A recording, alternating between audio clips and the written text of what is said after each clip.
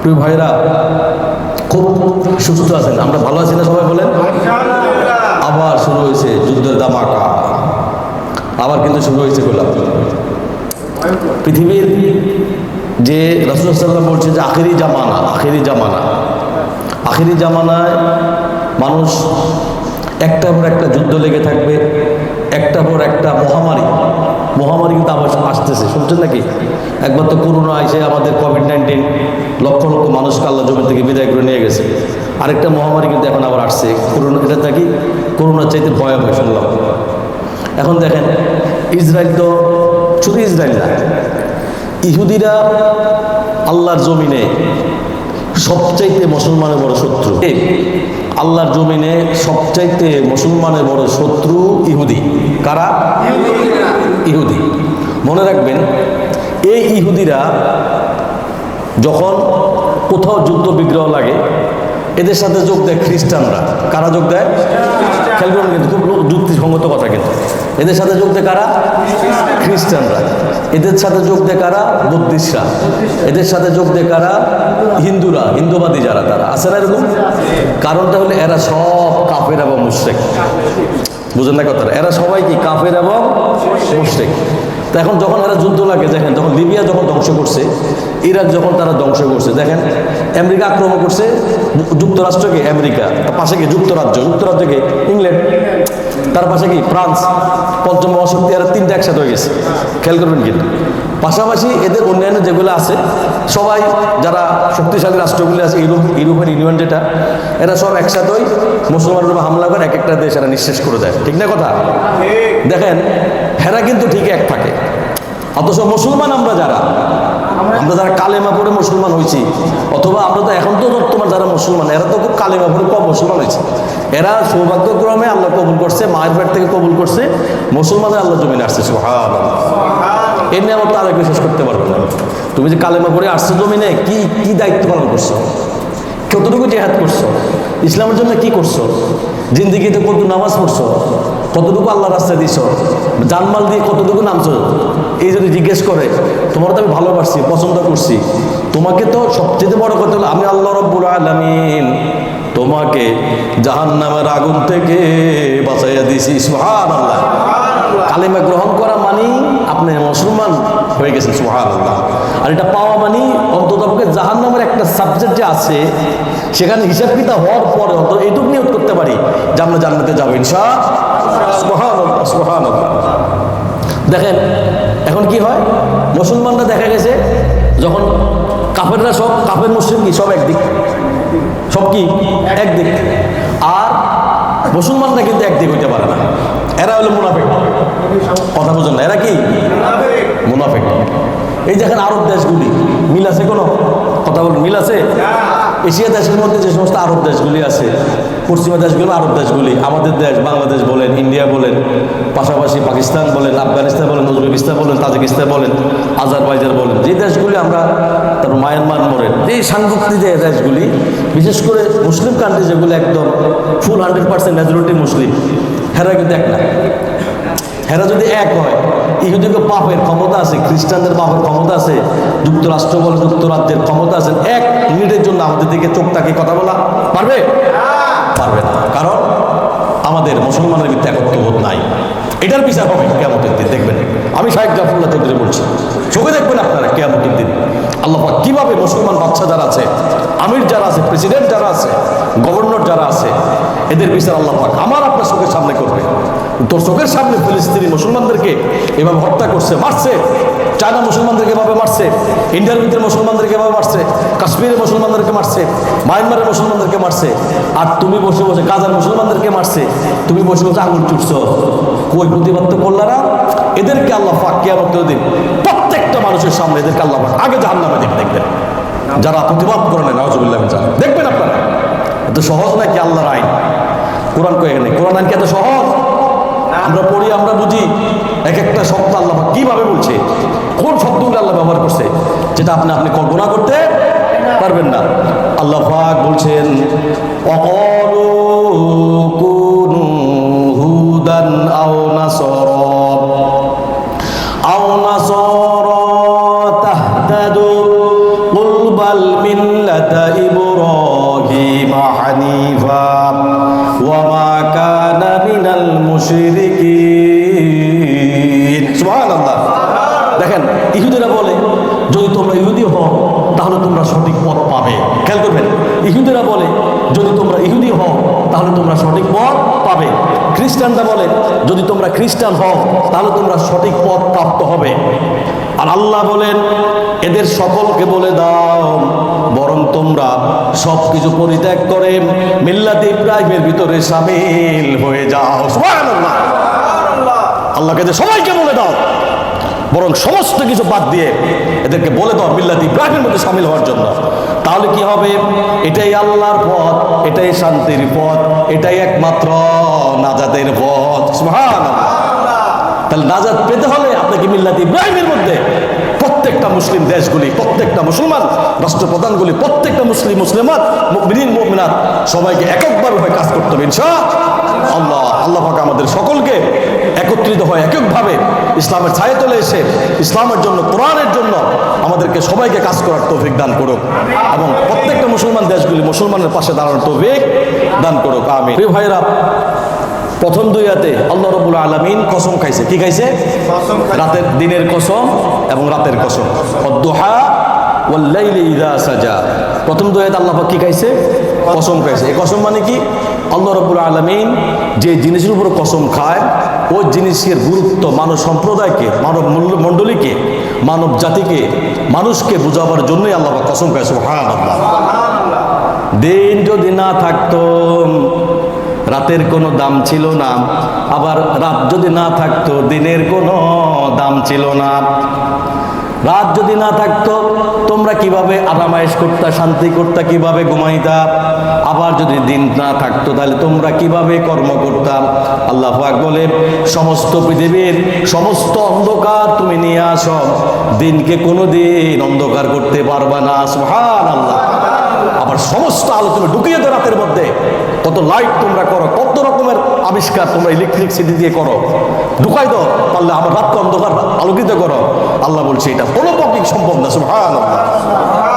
আল্লাহ পাক বলছেন লাশ-শামসু ইয়ানবাগি লাহা আন তুদরিকাল কমর ওয়াল-লাইলু সাবিকুন নাহার ওয়া কুল্লুন ফি ফালাকিন ইয়াসবাহুন লা ইয়াতাকাল্লাবুন লা ইয়ালামুন লা ইয়াসমাউন। তোমাদেরকে আকল নাই, তোমাদেরকে জ্ঞান নাই, তোমরা কি বুঝো না যে রাতের কিভাবে পরিবর্তন হয়? সুবহানাল্লাহ। প্রবল জ্ঞানী হইবেন যাহারা, আপন মনে বুঝিবেন তাহারা। চন্দ্র বাঁধে না সূর্যের গায়েতে, সূর্য বাঁধে না চন্দ্রের গায়েতে। রাত্রি যায় না দিবার স্থান করিতে অধিকার, দিবা যায় না রাত্রি স্থান করিতে অধিকার। যার যার স্থান নিয়া চলছেন তাহারা আল্লাহর ইশারাতে। সুবহানাল্লাহ। সব আল্লাহর ইশারায়, ঠিক টাইম, পাঞ্চুয়াল, ডিসিপ্লিন। যে জিনিস আল্লাহ পাক যেখানে রাখছে ওইভাবে চলতে আছে, কিয়ামত পর্যন্ত চলতে থাকবে। সুবহানাল্লাহ। তাহলে প্রিয় ভাইরা, আমরা বুঝতে পারছি প্রথম দুই আয়াতে আল্লাহ কি করছে? কসম খাইছে, রাতের কসম এবং দিনের কসম। তৃতীয় আয়াতে আল্লাহ পাক বলছে নবী হে, আপনাকে আমি ছেড়ে যাই নাই এবং আপনাকে আমি ভুলিও নাই। সুবহানাল্লাহ। কি? আপনাকে আমি ছেড়ে যাই নাই এবং এমনকি আমি আপনাকে ভুলিও নাই। আর চতুর্থ আয়াতে আল্লাহ বলছে আপনার পূর্ববর্তী সময়ের চাইতে পরবর্তী সময় আপনার জন্য অনেক উত্তম হবে। সুবহানাল্লাহ। তার মানে কি? পিছনের দিকের চাইতে সামনের দিকে আপনার জন্য সব আলো আর আলো। যেখানে যাইবেন শুধু খালি আপনার সফলতা। সুবহানাল্লাহ। যেখানে যাবেন নবী হে, খালি আপনি সফলতা দেখবেন, আর দেখবেন খালি আপনি সাকসেস হন, আর দেখবেন খালি আপনি বিজয় অর্জন করেন, দেখবেন খালি আপনি সফল হন। সুবহানাল্লাহ। বুঝতে পারছেন না? এটা হলো চতুর্থ আয়াতের কথা। ওয়াল আখিরাতু খায়রুল লাকা মিনাল উলা। পিছনে যা গেছে গেছে নবী হে, সামনে আপনার জন্য অনেক উত্তম কিছু অপেক্ষা করতেছে। সুবহানাল্লাহ। কে? অতীতের চাইতে ভবিষ্যৎকে আপনার জন্য অনেক কি ভালো ভালো কিছু আপনার জন্য কি করতেছে? অপেক্ষা করতেছে। পঞ্চম আয়াতে দেখেন আল্লাহ কি বলে? ওয়ালা সাউফা ইউতিকা রাব্বুকা ফাতারদা। সুবহানাল্লাহ। আজকে কিন্তু আয়াতের তাফসীর আমার সাথে পড়েন। ওয়ালা সাউফা ইউতিকা রাব্বুকা ফাতারদা। পড়েন, ওয়ালা সাউফা ইউতিকা রাব্বুকা ফাতারদা। সুবহানাল্লাহ। জোরে বলো সুবহানাল্লাহ। প্রিয় ভাইরা, অচিরেই আপনার প্রতিপালক আপনাকে এত দিবেন যে, খেয়াল করবেন কথা কিন্তু, খেয়াল করবেন, আমি বলছি অচিরেই আপনার প্রতিপালক আপনাকে এত দিবেন যে আপনি খুশি হয়ে যাবেন। সুবহানাল্লাহ, বুঝতে পারেন না মনে হয়?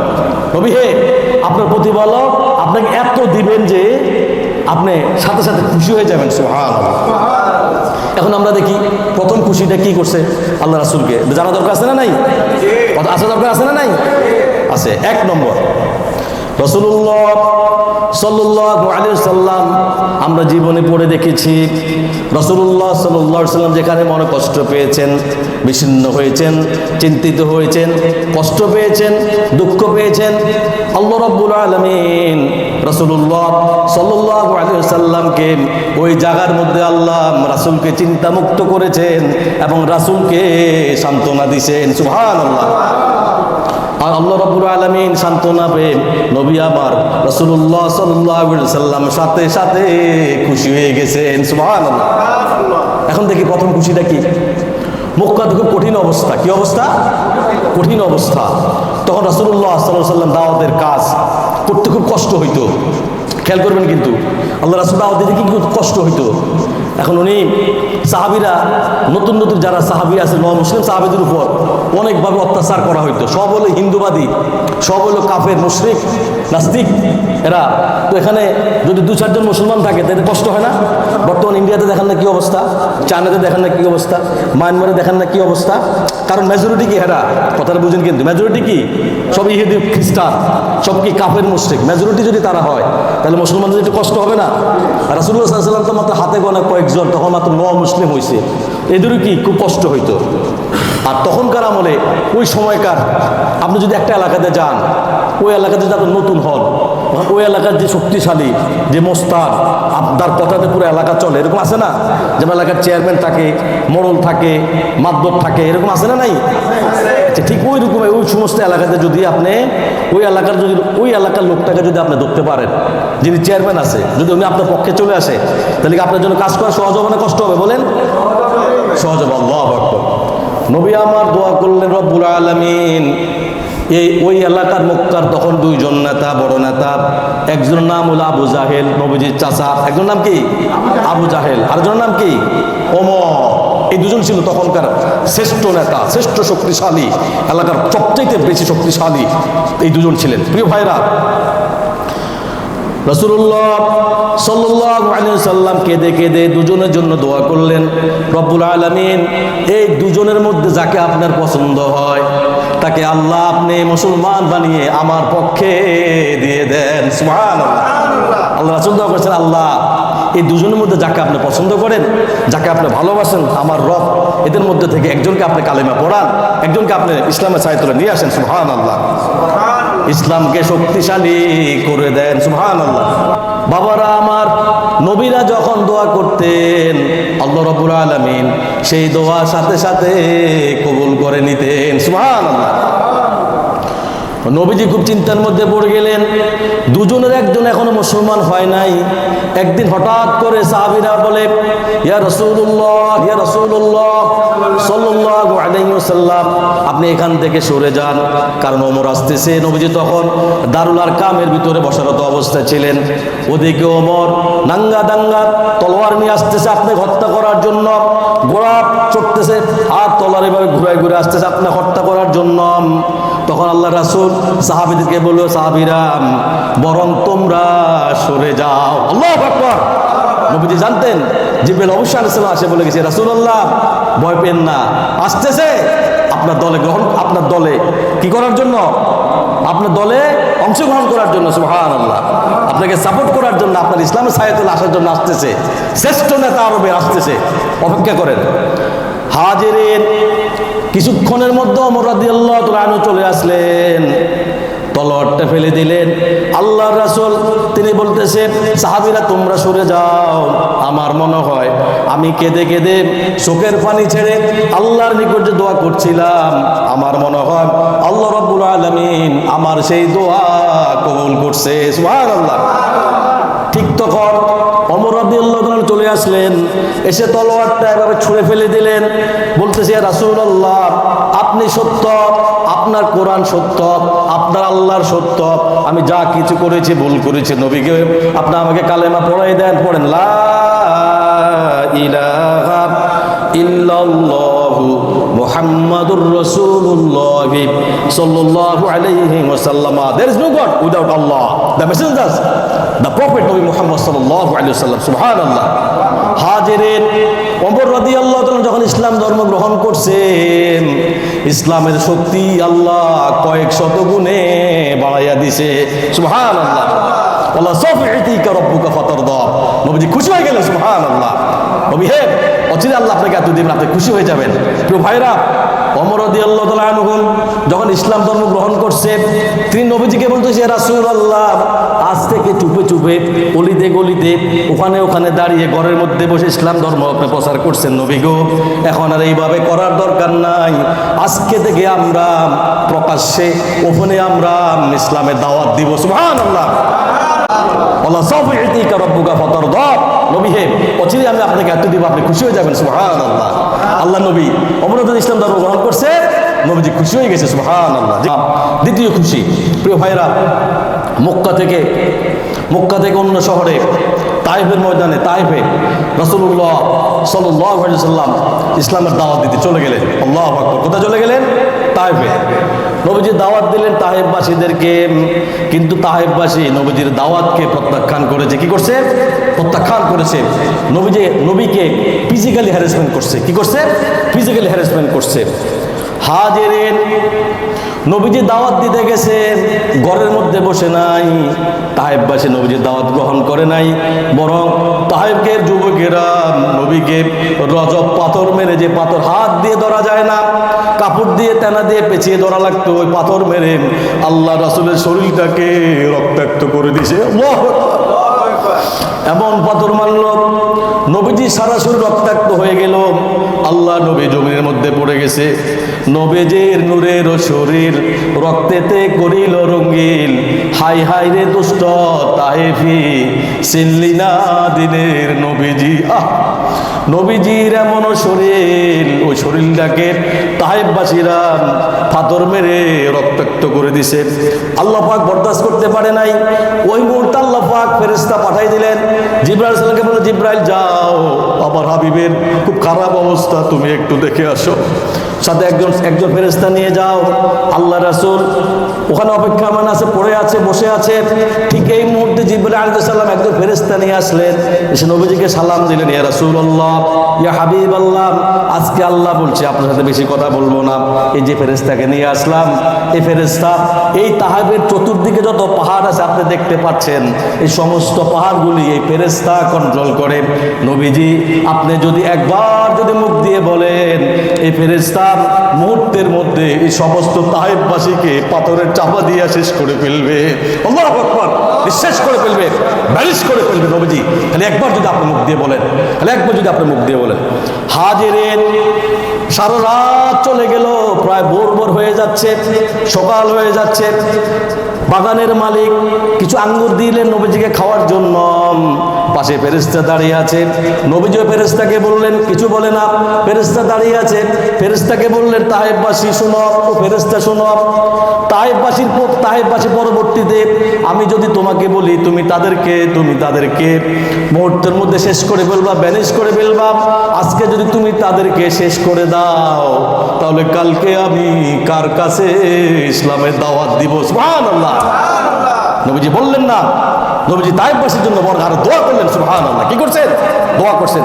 এখন যারা তাইফে যাবেন, দেখবেন শুধু মসজিদ আর মসজিদ। সুবহানাল্লাহ।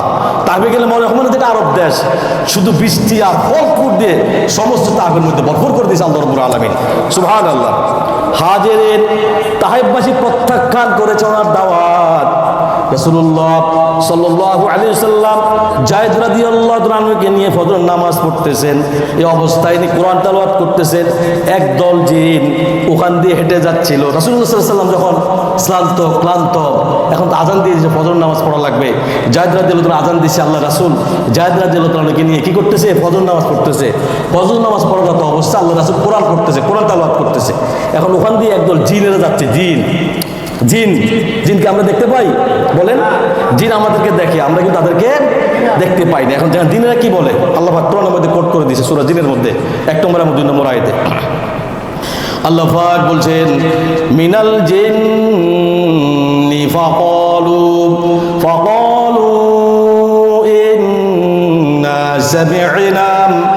ইন্না সামি'না কুরআনান আযাবা। সুবহানাল্লাহ।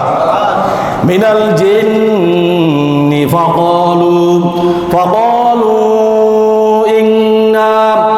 ইন্না সামি'না কুরআনান আযাবা। আল্লাহু আকবার। জিনের একদল মনোযোগ সহকারে আল্লাহ রাসূল কোরআন পড়তেছে, নবীজি কোরআন পড়তেছে, জিনেরা একদল মনোযোগ সহকারে কোরআন শুনলেন। কি করছেন তারা? কোরআন শুনলেন। অতঃপর নিজ সম্প্রদায়ের কাছে গিয়ে বললেন, আমরা কি এক বিস্ময়কর কোরআন শুনেছি? সুবহানাল্লাহ। কি আজীব কোরআন আমরা শুনেছি, যা মানুষকে হেদায়েতের পথ দেখায়। সুবহানাল্লাহ। ইয়াহদি ইলার রুশুদি ফাআমান্না বিহি, যা সঠিক পথ প্রদর্শন করে। সুতরাং আমরা ফাআমান্না বিহি, আমরা জিন সম্প্রদায় এই কোরআনের উপরে, এই রাসূলের উপরে, এই খোদার উপরে ঈমান আনলাম। সুবহানাল্লাহ। জোর লাস্ট হয়ে গেল না? ওয়ালান নুশরিকা বিরাব্বিনা আহাদা। আল্লাহু আকবার। জিনেরা বলতেছে, এখন থেকে আমরা আর আমার প্রতিপালকের সাথে ইবাদতের কাউকে শরীক করব না। সুবহানাল্লাহ। আমরা ঈমান আনলাম ফাআমান্না বিহি, কোরআন এবং তার রাসূলের উপরে। সুবহানাল্লাহ। জিবরাইল আলাইহিস সালাম এসে বললেন, নবী হে, ম্যানকাইন্ড তায়েববাসী আপনার দাওয়াত কবুল করে নাই, গ্রহণ করে নাই। তবে একটা সম্প্রদায় আছে যাদেরকে আপনি দেখেন না, ওরা আপনাকে দেখতে পায়। তারা কারা? জিন জাতি। আপনি যখন কোরআন পড়তেছেন, আপনার কোরআন শুনে সমস্ত জিন সম্প্রদায় কালেমা ছায়া তলে কালেমা পড়ে ঈমানদার মুসলমান হয়ে গেছে। সুবহানাল্লাহ। ওয়ালা সাউফা ইউতিকা রাব্বুকা, বলেন না, ওয়ালা সাউফা ইউতিকা রাব্বুকা ফাতারদা। নবী হে, অচিরেই আপনার প্রতিফল আপনাকে এত দিবেন, আপনি অবশ্যই খুশি হয়ে যাবেন। সুবহানাল্লাহ। প্রথম খুশি কি ছিল? ইসলাম ধর্ম গ্রহণ করো, ইসলাম ধর্ম গ্রহণ করা। দ্বিতীয় খুশি কি? তায়েফের মধ্যে গেছে, তায়েফবাসী ইসলাম ধর্ম গ্রহণ করেন। ম্যানকাইন্ডস ওনাকে হ্যারাসমেন্ট করছে ফিজিক্যালি ভাবে, ইসলাম ধর্ম গ্রহণ করে নাই। কিন্তু জিন সম্প্রদায়রা ওনার কোরআন শুনে সমস্ত জিন সম্প্রদায় কালেমার সাইতলে চলে আসছে। সুবহানাল্লাহ। প্রিয় ভাইরা, তৃতীয় খুশি। কত নম্বর খুশি এখন? তৃতীয় খুশি। রাসূলুল্লাহ সাল্লাল্লাহু আলাইহি ওয়াসাল্লামের যখন বয়স 50 বছর, কত বছর বয়স? ঠিক ওই সময় ওনার চাচা আবু তালেব, যিনি সবসময় ওনাকে কোলে পিঠে করে মানুষ করছে, উনি ইন্তেকাল করছেন। আর এদিকে আবার ওনার স্ত্রী মা খাদিজা রাদিয়াল্লাহু তাআলা ইন্তেকাল করছেন। দুজনে, একজনে বাইরে শেল্টার দিত, একজন ভিতরে শেল্টার দিত, দুজনে কি ইন্তেকাল করছেন। হাজিরের সারাদিন কাফেরেরা বকাঝকা গালি দিয়ে ঘরে যেখানে আসতেন, তখন খাদিজা রাদিয়াল্লাহু তাআলা আনহা এর কথা শুনে নবীজির হৃদয়টা প্রশান্তিতে ভরে যেত। সুবহানাল্লাহ। হাজিরিনা মতো অবস্থায়, বাইরে চাচা নাই, ভিতরে স্ত্রী নাই। কষ্ট না মনে? বাইরে চাচা নাই, ভিতরে স্ত্রী নাই, মনের মধ্যে অনেক কষ্ট। আল্লাহ রাসূল কান্না করতেছেন, দুইজনে মারা গেছেন। ওই বছরকে বলা হয় দুশ্চিন্তার বছর। কিসের বছর? বছরকে বলা হয় আমুল হুজুন। ওই বছরকে বলা হয় আমুল হুজুন, দুশ্চিন্তার বছর। রাসূলুল্লাহ সাল্লাল্লাহু আলাইহি ওয়াসাল্লাম চিন্তায় ভারাক্রান্ত হয়ে মনটা ভেঙে খানখান হয়ে গেছে। আল্লাহু আকবার। নবীজি কষ্ট পাক, আমার নবী একটু দুঃখ পাক, একটু কাঁদক, আল্লাহর হাবিব কষ্ট পাক, এটা আমার রব, আমার মালিক কিছুতেই বরদাস্ত করতে পারতো না। ঠিক ওই বছর আল্লাহ রাব্বুল আলামিন জিবরাইল আলাইহিস সালামকে পাঠালেন, বলে দাও আমার হাবিবকে ঊর্ধ্ব জগতের মিরাজের আমার সাথে সাক্ষাতের ইনভাইটেশন তুমি তাকে দিয়ে আসো। সুবহানাল্লাহ। যাও, তুমি যাও। নবীজি কষ্ট পাওয়ার দরকার নাই, ওনাকে বলে দাও আমার সাথে দিদার করার জন্য, সাক্ষাৎ করার জন্য, মিরাজে চলে আসার জন্য। সুবহানাল্লাহ। আল্লাহ পাক বলছেন, সুবহানাল্লাযী আসরা বিআবদিহি লাইলাম মিনাল মাসজিদিল হারাম ইলাল মাসজিদিল আকসাল্লাযী বারাকনা হাওলাহু লিনুরিয়াহু মিন আয়াতিনা ইন্না ইন্নাহু হুয়াস সামিউল বাসীর। পবিত্র সে সত্তা যিনি তার নিজ বান্দাকে রাতারাতি মসজিদুল হারাম থেকে মসজিদ আকসা পর্যন্ত নিয়ে আসছে, সুবহানাল্লাহ। যার আশেপাশে আমি বরকতময় করে দিয়েছি, সুবহানাল্লাহ। তাকে আমার নিদর্শন, আমার দিক নিদর্শনগুলি দেখানোর জন্য, সুবহানাল্লাহ। নিশ্চয়ই তিনি সবকিছু শোনেন এবং তিনি সবকিছু জানেন, সুবহানাল্লাহ। হাজিরিন, আল্লাহ রাব্বুল আলামিন মসজিদে হারাম থেকে মসজিদে আকসা, তারপর 7 আসমান, খেয়াল করেন, তারপর 7 আসমান, জান্নাত, জাহান্নাম এবং আল্লাহর আরশে চলে গেলেন নতুন কিছু গিফট নিয়ে। তারপর আর হাবিবকে আল্লাহ রাব্বুল আলামিন আবার জমিনে পাঠিয়ে দিলেন, সুবহানাল্লাহ। আবার দুনিয়াতে পাঠিয়ে দিলেন। আল্লাহ রাসূল আল্লাহর সাথে সাক্ষাৎ করছেন, নবীজি খুশি হয়ে গেলেন, সুবহানাল্লাহ। এটা আমার 7 আসমান 7 জমিন, আল্লাহ সৃষ্টিকুলের নিদর্শন যা কিছু আছে, আসমান জমিন লৌহ কলম আরশ কুরসি সমস্ত কিছু আল্লাহ পাক, জিবরাইল আলাইহিস সালাম সমস্ত কিছু আল্লাহ পাক ঘুরায় দেখাইছে, সুবহানাল্লাহ। আর আল্লাহর সাথে দিদার করে নতুন কিছু গিফট নিয়ে আবার দুনিয়ার মধ্যে চলে আসছে, সুবহানাল্লাহ। আল্লাহ সাউফা ইউতিকা রাব্বুকা ফাতারদা, আল্লাহ সাউফা বলে, আল্লাহ সাউফা ইউতিকা রাব্বুকা ফাতারদা। নবী হে, অচিরে আপনার প্রতিফল আপনাকে এত দিবেন, আপনি অবশ্যই খুশি হয়ে যাবেন, সুবহানাল্লাহ। কটা গেলে খুশি? 3টা। কটা গেছে? চতুর্থ খুশি, কে? ফোর্থ খুশি, পোস্ট হ্যাপি। কিভাবে করছে এটা আমরা জানতে চাই। রাসূলুল্লাহ সাল্লাল্লাহু আলাইহি সাল্লাম যখন মক্কায় আর থাকতে পারছেন না কাফেরের অত্যাচারে, খেয়াল করবেন কিন্তু এমন অবস্থা যে কোনো সময় আল্লাহ রাসূলকে হত্যা করা হবে। আল্লাহ রাব্বুল আলামিন রাসূলুল্লাহ সাল্লাল্লাহু আলাইহি সাল্লামকে নতুন জায়গা ঠিক করে দিলেন। আল্লাহ বলছেন, জিবরাইল যাও আমার নবীকে বলে দাও হিজরত করে মক্কা ছেড়ে মদিনাতে যাওয়ার জন্য, সুবহানাল্লাহ। বাবারা আমার, বাপদাদের দেশে আল্লাহর রাসূল থাকতে পারেন নাই, যেখানে তার জন্ম হয়েছে, যেখানে বাপ দাদার বিটি বাড়ি, দাদার বাড়ি, নিজের বাড়ি, সেখানে থাকতে পারেন নাই। অত্যাচার নির্যাতন বারবার দিনের পর দিন কাফের মুশরিকরা বাড়াইয়া দিছে। তারা ভিতরে ভিতরে ষড়যন্ত্র করছে আল্লাহ রাসূলকে হত্যা করার জন্য। আল্লাহ পাক জানতে পারছে, আল্লাহকে জিবরাইল এই রাত যাই বলে দাও আমার হাবিবকে এই রাতের মধ্যে হিজরত করে মক্কা ছেড়ে যাতে মদিনা চলে যায়, সুবহানাল্লাহ। বাবারা আমার, নিজের আপন বিছানাতে হযরত আলী রাদিয়াল্লাহু তাআলা আনহুকে শুয়ে তিনি ওখান থেকে চলে গেলেন, বেরিয়ে গেলেন। ওনার বাড়ির চতুর্দিকে কাফেরেরা মক্কা নগরী ঘেরাও করে রাখছে। আল্লাহ রাব্বুল আলামিন সূরা ইয়াসিন 9টা আয়াত এইভাবে করে পড়ে, এইভাবে করে একটুখানি কি মারছে? বালু ছিটিয়ে মারছে। বালু, আল্লাহ কয়, নবীজি বালু মারছেন আপনি একদিকে, আর আমি আল্লাহ রাব্বুল আলামিন আমার কুদরত দিয়ে চতুর্দিকে আমি আল্লাহ বালুকে ছড়াই দিছি, সুবহানাল্লাহ। প্রত্যেকটা কাফেরের চোখের মধ্যে বালু গেছে, চোখ মুছতেছে, কষতেছে, এর মধ্যে দিয়ে আবার আপনার নবী বেরিয়ে গেলেন, সুবহানাল্লাহ। বেরিয়ে গেলেন আবু বকর সিদ্দিক রাদিয়াল্লাহু তাআলা ওনার বাড়িতে। যায় আবু বকর, আল্লাহর রাসূল গেটের মধ্যে যাইতে দেরি, কিতাবের মধ্যে আসছে একটা টোকা দিছে, মাত্র একটা টোকা। এইভাবে বলছে আবু বকর, আল্লাহি আল্লাহর কসম খেয়ে বলছি, আবু বকর সাথে সাথে দরজা খুলে দিলেন, সুবহানাল্লাহ। নবীজি বলে, আবু বকর তুমি কি ঘুমাও না? ইয়া রাসূলুল্লাহ, আমার মনে আছে আজ থেকে অনেক দিন আগে আপনি বলছিলেন আবু বকর তুমি রেডি থাকবা, যে কোনো সময় আল্লাহর ডাক আসবে, মক্কা ছেড়ে আমাকে হিজরত করে অন্য শহরে চলে যাওয়া লাগবে, সুবহানাল্লাহ। হাজিরিন, অনেক বড় আলোচনা। আল্লাহ রাব্বুল আলামিন মুহাম্মদ সাল্লাল্লাহু আলাইহি সাল্লাম হযরত আবু বকর সিদ্দিক রাদিয়াল্লাহু তাআলা ওনাকে সাথে করে নিয়ে মদিনার মধ্যে চলে গেলেন, সুবহানাল্লাহ।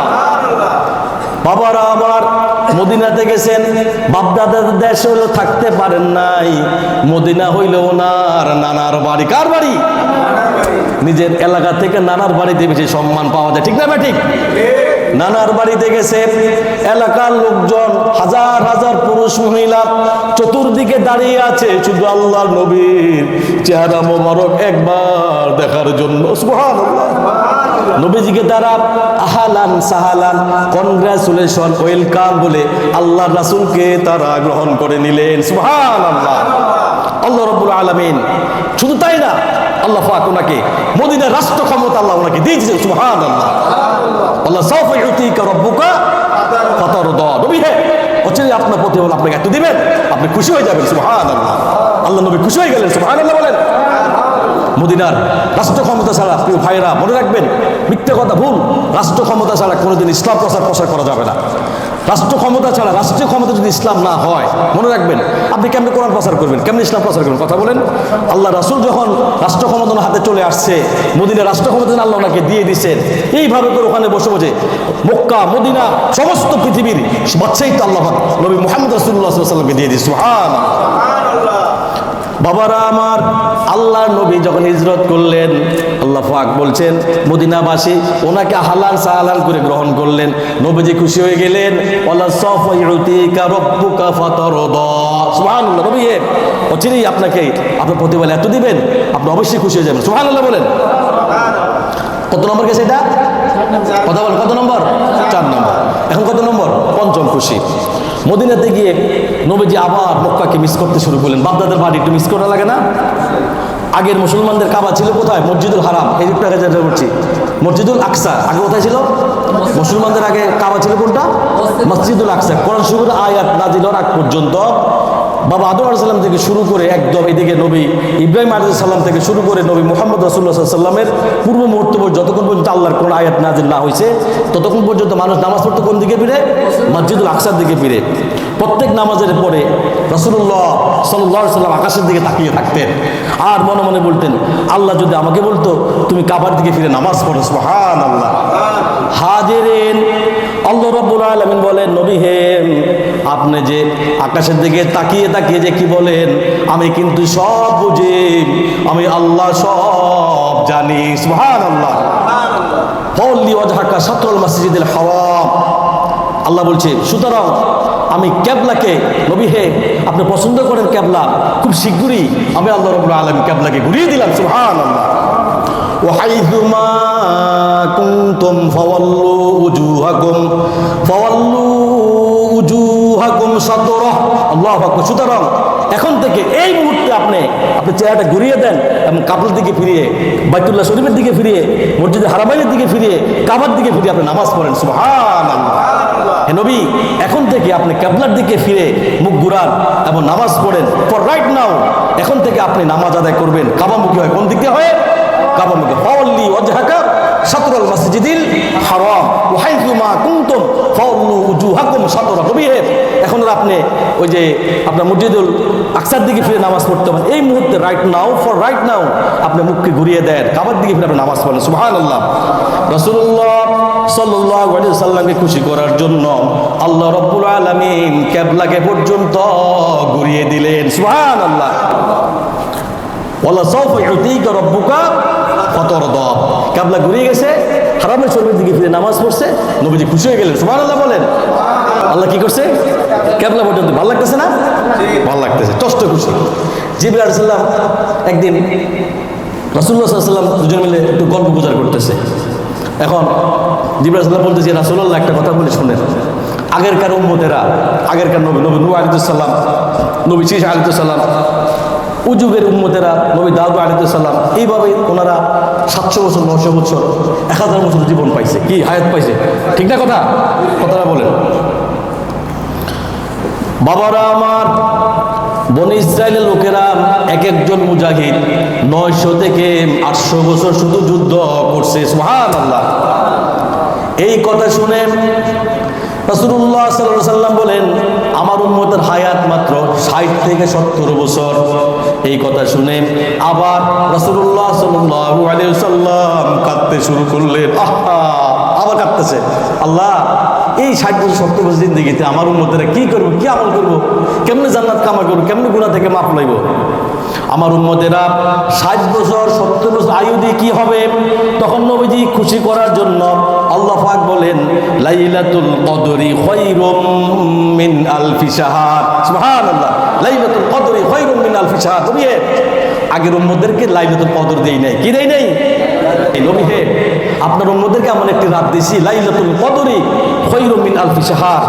একটি রাত যদি তারা তাদের জীবনে পেয়ে যায়, আর এই রাত্রে যদি তারা কান্দে, ইবাদত করে, আমি আল্লাহ রাব্বুল আলামিন তাদেরকে শতে শতে হাজার হাজার বছরের নেক করলে, সওয়াব করলে, জিহাদ করলে আল্লাহর রাস্তায় যে সওয়াব হবে, ওই সওয়াব আমি আল্লাহ তাদেরকে দিয়ে দেব। সুবহানাল্লাহ। বুঝতে পারছেন না কথাটা? লাইলাতুল কদরি খায়রুম মিন আলফি শাহর, শবে কদর কি তোমরা জানো যা হাজার মাস তার চাইতে কি শ্রেষ্ঠ। সুবহানাল্লাহ। হাজিরিন, লাইলাতুল কদরে যদি আপনি একটা রাত যদি ইবাদত করেন, আল্লাহ আল্লাহর কসম খেয়ে বলছি, যদি আপনার জীবনে মেলে যায় শত শত বছর, হাজার হাজার বছর একাদার্সে ইবাদত করলে, নামাজ পড়লে, রোজা রাখলে সমপরিমাণ সওয়াব হবে। ও সমপরিমাণ সওয়াব আল্লাহ রাব্বুল আলামিন আমার আপনার আমলনামায় দিয়ে দিবে। আল্লাহ সাওফা ইউতিকা রাব্বুকা ফাতারদা। নবী হে, অচিরেই আপনাকে আপনার প্রতিবার এত দিবেন আপনি খুশি হয়ে যাবেন। যখন লাইলাতুল কদরের কথা শুনছে আল্লাহ রাসূল কান্না বন্ধ করে আকারে হাসতেছে। সুবহানাল্লাহ বলেন। সাল্লাল্লাহু। প্রিয় ভাইরা, ষষ্ঠ খুশি 17 রমজান। কি রমজান? 17 রমজান, শুক্রবার দিন মুসলমান বাহিনী কুরাইশ বাহিনীর মধ্যে বদরের প্রান্তরে একটা যুদ্ধ সংগঠিত হয়। এটাকে কি বলা হয়? বদরের যুদ্ধ। এটা কি বলা হয়? বদরের যুদ্ধ। এই যুদ্ধে মুসলমানের সংখ্যা ছিল মাত্র 313 জন। কত সংখ্যা ছিল? 313 জন। আর মুশরিক কাফেরদের, ইহুদিদের সংখ্যা ছিল, কুরাইশদের সংখ্যা ছিল প্রায় 1000-এরও বেশি। প্রিয় ভাইরা, এই যুদ্ধের মুসলমানের প্রধান সেনাপতি ছিলেন নবী মুহাম্মদ রাসূলুল্লাহ সাল্লাল্লাহু আলাইহি ওয়াসাল্লাম। সুবহানাল্লাহ। আর কাফেরদের, মুশরিকদের, কুরাইশদের সেনাপতি ছিল আবু জেহেল নিজে। কে ছিল? আবু জেহেল নিজে। হাজিরিন, রাসূলুল্লাহ সাল্লাল্লাহু আলাইহি ওয়াসাল্লাম খুব চিন্তার মধ্যে পড়ে গেলেন। এদিকে সাহাবীরা ক্লান্ত শ্লান্ত দুর্বল ফিল করতেছে। নবীজি বারবার আল্লাহর কাছে দোয়া চাইতেছে। বাবারা আমার, এইদিকে রমজান মাস, আবার এইদিকে তারা রোজা, এইদিকে শুক্রবার দিন। এমনি তো তখনকার আমলে খাবারের অভাব, খাবার নাই, দাবার নাই। সাহাবীরা অসুস্থ হয়ে গেছে, চিন্তার মধ্যে পড়ে গেলেন। এদিকে হলো গরমের দেশ। হাজিরিন, প্রত্যেকটা সাহাবী দুর্বল হয়ে পড়েছে। আল্লাহর কাছে বারবার আল্লাহর রাসূল হাত পাততেছে আর দোয়া করতে কাঁদতেছে। নবীজি বলেন, কিছু সময়ের জন্য তোমরা একটু বিশ্রাম করো, একটু আরাম করো। ঠিক ওই মুহূর্তে সাহাবীরা যখন বিশ্রাম নিচ্ছে, আল্লাহ রাব্বুল আলামিন স্বপ্নের মাধ্যমে সাহাবীদেরকে দেখিয়ে দিলেন, ও আমার সাহাবীরা, তোমরা ভয় পেও না, আমি আল্লাহ তোমাদের সাথে আছি। হাসবুনাল্লাহু ওয়া নি'মাল ওয়াকিল। হাসবিয়াল্লাহ, আল্লাহ আমার জন্য যথেষ্ট। আল্লাহর রাসূল, সাহাবীরা আমার স্বপ্নে দেখলো, তোমরা জানো নাকি? তারা স্বপ্নে দেখলো ইহুদি কাফেরের সংখ্যা খুব কম, মুসলমান সাহাবীর সংখ্যা অনেক গুণে বেশি। সুবহানাল্লাহ। এইভাবে করে ওনাদের ভিতরে কি একটা শক্তি চলে আসলো। কি আসলো বলেন? একটা পাওয়ার চলে আসলো। হাজিরিন, মুসলমানের সংখ্যা বেশি। এরপর সাহাবীদেরকে নিয়ে আল্লাহর রাসূল আসমানের দিকে তাকিয়ে বারবার দোয়া করতেছে আর কাঁদতেছে। আল্লাহু আকবার। এভাবে দোয়া করতেছে। দোয়া করার সাথে সাথে আল্লাহ রাব্বুল আলামিন কিছুক্ষণের মধ্যে রহমতের বৃষ্টি দিয়ে দিলেন। সুবহানাল্লাহ। বৃষ্টি হওয়ার কারণে সাহাবীরা কিছু পানি পান করলেন, কিছু পানি সংরক্ষণ করলেন। ওনাদের ভিতরে আল্লাহ পাক একটা নতুন সতেজ শক্তি আল্লাহ দিয়ে দিয়েছেন। সুবহানাল্লাহ। এদিকে কাফেরেরা ছিল একটু নিচের দিকে, ডালুর দিকে। সাহাবীরা যেখানে তাঁবু ছিল, ওই তাঁবু ছিল উপরের দিকে, আর কুরাইশদের তাঁবু ছিল নিচের দিকে। যখন বৃষ্টি আসছে, পানিটা যখন ডালের মধ্যে চোল পড়ে গেছে, ওখানে সমস্ত জায়গাগুলি আল্লাহ পাক কাদা দিয়ে পরিণত করে দিয়েছে। সুবহানাল্লাহ। যদি কাদা হয় তাহলে মানুষ শক্তি করতে পারে বলেন? পিছনে যার জায়গাটা কি গোট দিতে গেলে পড়ে যায়, কি পায়ের ভিতরে পাকি আপনার এই ভিতরে ঢুকে যায়, আপনার ওই যে কাদার ভিতরে ঢুকে যায়। বাবারা আমার, এইভাবে করে যুদ্ধের দামাকে বেজে উঠলো। আল্লাহ রাব্বুল আলামিন শতে শতে শতে শতে হাজার হাজার রহমতের ফেরেশতা পাঠিয়ে দিলেন। সাহাবীদেরকে সাথে করে একসাথে তারা যুদ্ধ করলেন, ফেরেশতা এবং সাহাবীরা যুদ্ধ করলেন। এই যুদ্ধে মুসলমান বাহিনী আল্লাহ পাক বিজয় দিয়ে দিলেন। সুবহানাল্লাহ। আল্লাহ সাওফা ইউতিকা রাব্বুকা ফাতারদা। কি? আল্লাহ সাওফা ইউতিকা রাব্বুকা ফাতারদা। নবী হে, আপনার প্রতিপালক আপনাকে এমন দিবেন, আপনি কি হয়ে যাবেন? অচিরে আপনার প্রতিপালক আপনাকে এত দিবেন যে আপনি কি হয়ে যাবেন? খুশি হয়ে যাবেন। সুবহানাল্লাহ। মুসলমানরা বিজয় অর্জন করলেন। আল্লাহ রাব্বুল আলামিন মুসলমানদেরকে বিজয় দিলেন, আর আমার নবী খুশি হয়ে গেলেন। সুবহানাল্লাহ। সবচেয়ে মজার বিষয় হলো এই যুদ্ধে আবু জেহেল মাত্র 2 জন নাবালক সাহাবী, ছোট বাচ্চা, মাসুম বাচ্চার হাতে নিহত হয়েছে। আল্লাহু আকবার। আল্লাহ জমিন ছেড়ে চিরতর আল্লাহ বিদায় করে আবু জেহেলকে। আল্লাহ পাক বলছেন, ওয়ালাকাদ নাসারাকুমুল্লাহু বিবাদরিন وأنتم أذلة فاتقوا الله لعلكم تشكرون سبحان الله নবী হে আল্লাহ বদরের যুদ্ধের ক্ষেত্রে এমন অবস্থায় আপনার দুর্বল ছিলেন, সবল ছিলেন না, কান্না করতেছিলেন, রোজার মাস কি করবেন, কেমনে যুদ্ধ করবেন, খাবার নাই, সবাই শ্রান্ত ছিলেন, সবাই ক্লান্ত ছিলেন। ঠিক ওই মুহূর্তে আপনি সম্বলেন ছিলেন, অসহায় ছিলেন। ঠিক ওই মুহূর্তে আমি আল্লাহ রাব্বুল আলামিন আপনাকে সাহায্য করলাম সুবহানাল্লাহ। স্বপ্নে দেখিয়ে দিলাম কাফেরের সংখ্যা কম, আপনাদের সংখ্যা বেশি, সুতরাং তোমাদের অন্তরে কেবল আল্লাহর ভয়কে তোমরা জাগা দাও, যাতে করে তোমরা কৃতজ্ঞতা হতে পারো সুবহানাল্লাহ। বাবারা আমার, আমরা যদি আল্লাহর কাছে, আল্লাহ রাব্বুল আলামিনের কাছে সঠিকভাবে চাইতে পারি, দিল থেকে চাইতে পারি, আপনার জীবনে যত প্রয়োজন আছে, যা দরকার, আল্লাহর কসম খেয়ে বলছি, আল্লাহ রাব্বুল আলামিন সবকিছু আপনার চোখের সামনে দিয়ে দিবে সুবহানাল্লাহ।